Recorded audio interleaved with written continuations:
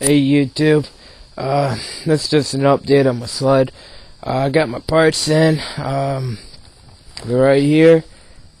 Got the fuel line and a couple turn downs that I needed.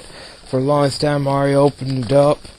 This is what the turn downs are the elbows that you need for it. There's a little metal, these are metal now.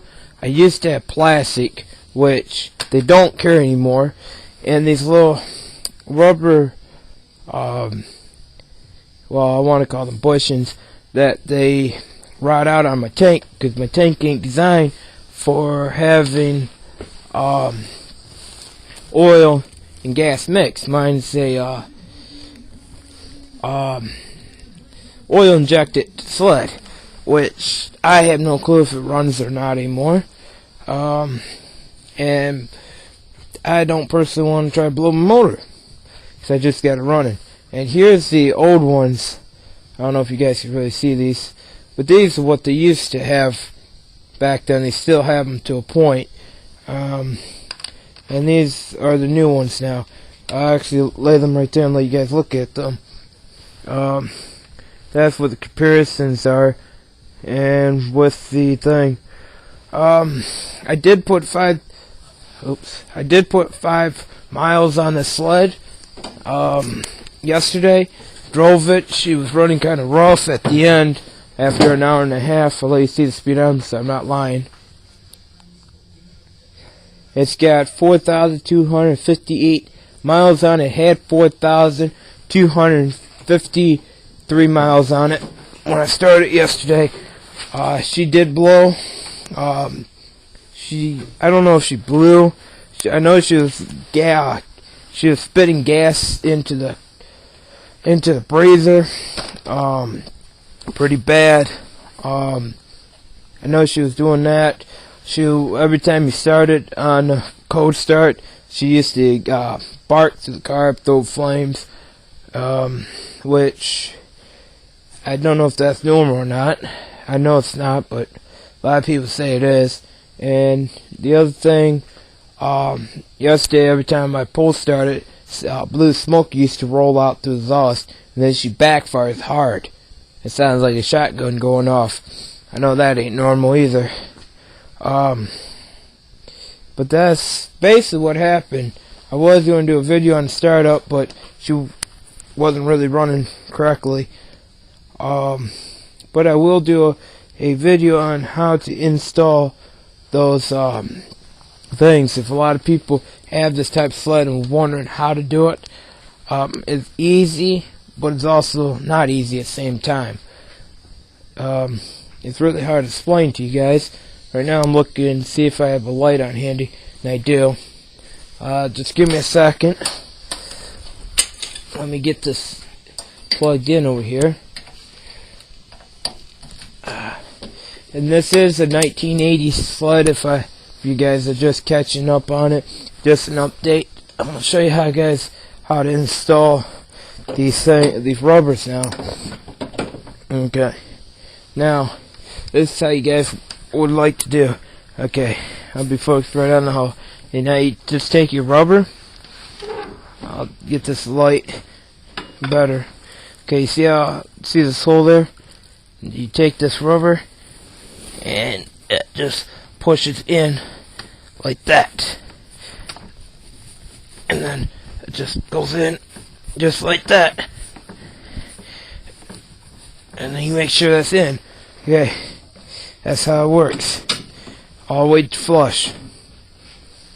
Now you take your metal or your plastic, whatever you bought, and these are designed, if you guys can see that really well, they're designed to go like that.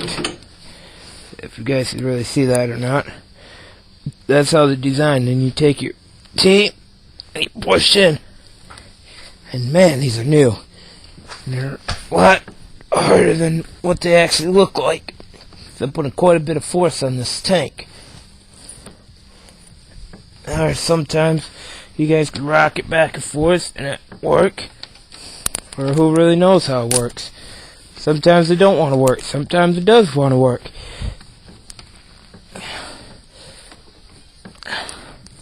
And it looks like my bolt that came down here, I don't know if you guys can see that or not, my bolt vibrated loose on me, on my tank.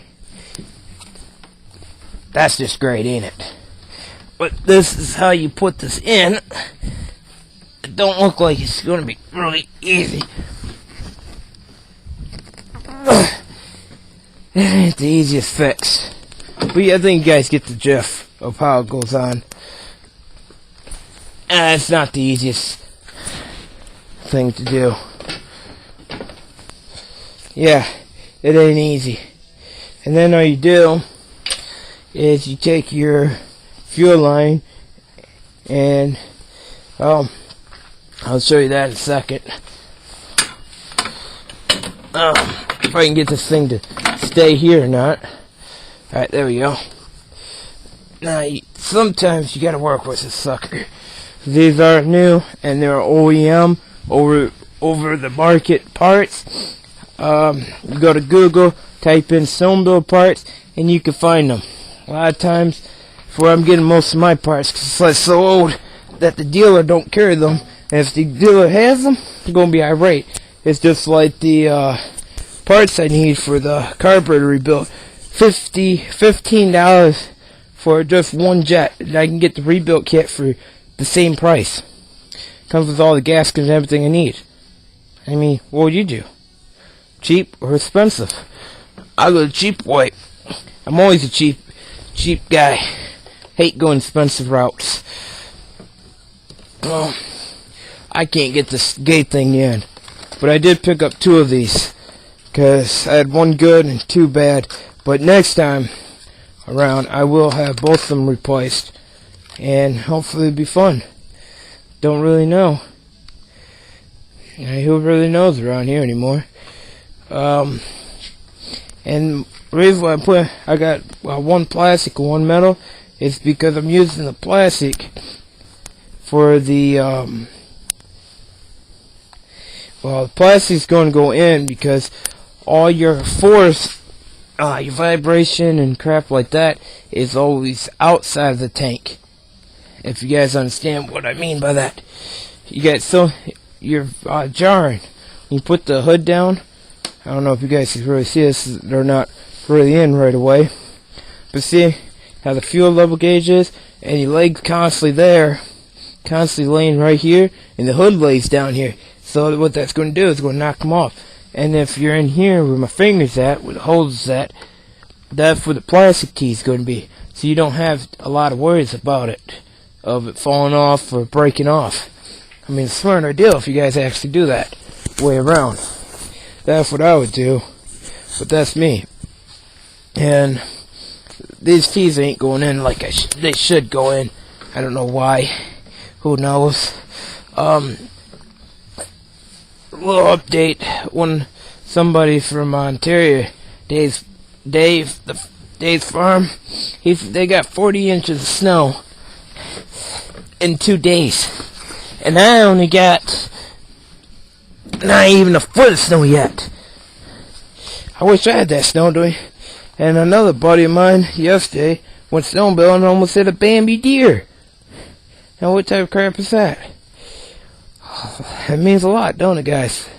I'm gonna cut the video here. I'm gonna get those keys in, and I'll show them later to you. Alright, just give me. Okay, guys. Here's something else I'll show you guys. Always use petroleum jelly. What's that?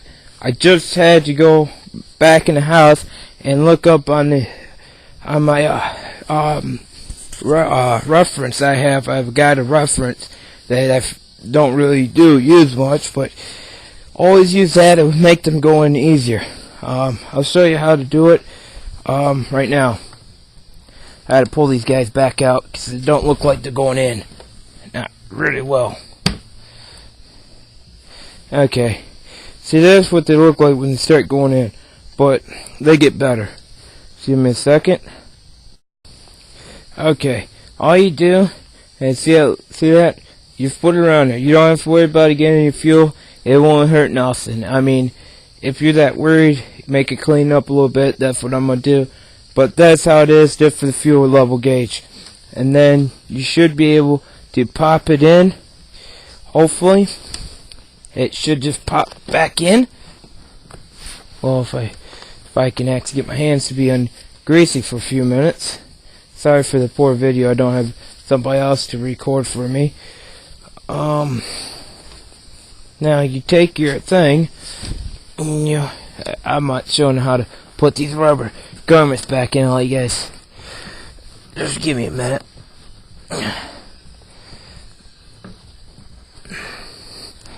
Well, okay. Now you take your guy that you greased all up, if there's enough. Give me a second. Find a place to put you. You make sure there's enough around here, cause rubber with this type of crap, you gotta make sure there's enough. Now you take this, you push it in all the way into the tank, just like that.